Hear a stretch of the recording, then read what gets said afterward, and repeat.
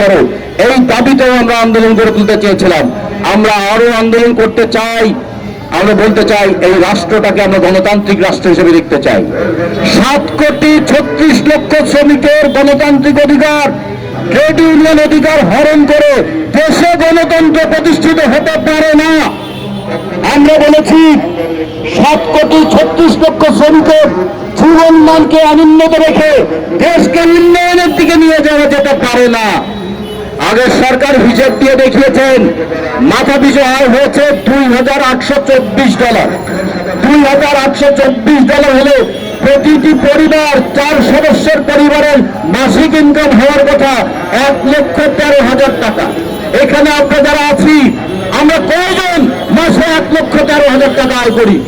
তাহলে এই টাকা কোথায় যায়, কার কাছে যায়? আমার ঘাম ঝরিয়ে উৎপাদন হয়, আর সেই উৎপাদনের টাকা চলে যায় আমলাদের হাতে, ব্যবসায়ীদের হাতে, দুর্বৃত্তদের হাতে। এইটার অবসান না হলে বাংলাদেশের উন্নয়নের সুফল আমাদের শ্রমজীবী পাবে না। আর শ্রমজীবীরা যদি উন্নয়নের সুফল না পায় দেশের উন্নয়ন হবে না। আমরা দেশে যদি গণতন্ত্র চাই, দেশে যদি উন্নয়ন চাই, তাহলে বৈষম্য দূর করতে হবে। আমাদের নারী পুরুষের বৈষম্য যেমন দূর করতে হবে, মাতৃত্বকালীন ছুটির বৈষম্য যেমন দূর করতে হবে, আমাদের এখানে পর্যটন শিল্প, গিগ ইকোনমি, প্ল্যাটফর্ম ইকোনমি, নতুন নতুন কাজের যে ক্ষেত্র তৈরি হয়েছে সেই কাজের ক্ষেত্রে শ্রমিকদের অধিকার নিশ্চয়তা দিতে হবে। আমাদের ব্যাংক, বীমা, যেগুলো আমরা বাংলাদেশের অর্থনীতির প্রধান খাত, সেগুলোকে দেখেন